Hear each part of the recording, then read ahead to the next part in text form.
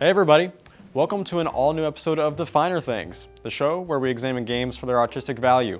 As always, my name is Quinn Foose, and today we'll be discussing a classic, an absolute stunner.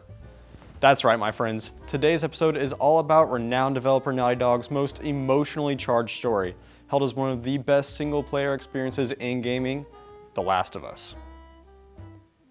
The Last of Us is set in a post-apocalyptic society that was overrun by the cordyceps brain infection, which turned much of the population of at least the United States into clickers, a version of what we call zombies. Don't be fooled, the world is dangerous, sure, that's quite common in these flesh-eater infested worlds that we so often encounter. That isn't the focus here. Naughty Dog is a developer known for its consistent creative prowess, so naturally this is the feature of any work that they put out that stands high above all others. Like most people who've played the game and have anything to say about it, my adoration for this title stems from the deep connection to the story that Naughty Dog fosters in the audience. This mainly comes from Joel and Ellie, our heroes in this tale. Their dynamic is unquestionably one of the most well-crafted that I've seen in video game storytelling. Eventually, the two grow close and form a father-daughter type bond, and I know that just sounds so happy and oh so nice. But trust me, it's not as happy-go-lucky as you may think if you've not gotten hands-on with the game before. The way that they got to that point in their relationship is full of fear and violence, not just beauty. Storytelling really takes the cake with this one. The sound design is solid, of course, and the graphics are great, but they aren't really anything to write home about, especially since the art style is just straight realism.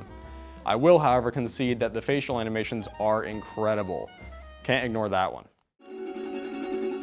Okay.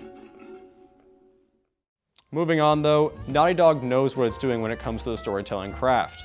The main story between Joel and Ellie is crazy, but just as much praise can be given to the side stories and the lore of the world. Without these elements, the main story would suffer. These are the times when the world is truly brutal. For those of you who have played the game, I would refer to when Joel and Ellie meet Sam and Henry.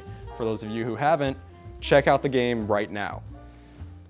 The Last of Us was the first game that the story has stuck with me for a long time after it was over. Luckily, we won't have to sit in eternal ignorance of the implications of the vague ending of the game's narrative. The Last of Us Part 2 was announced at the PlayStation Experience event in 2016, and while a release date still hasn't been given to us, we can most likely expect the game sometime in 2020. Make sure to check out The Last of Us before Part 2 comes out so you're all caught up with the rest of us, and thank you guys for joining me today on The Finer Things. Make sure not to miss the next episode when we examine a new game. Thanks for watching.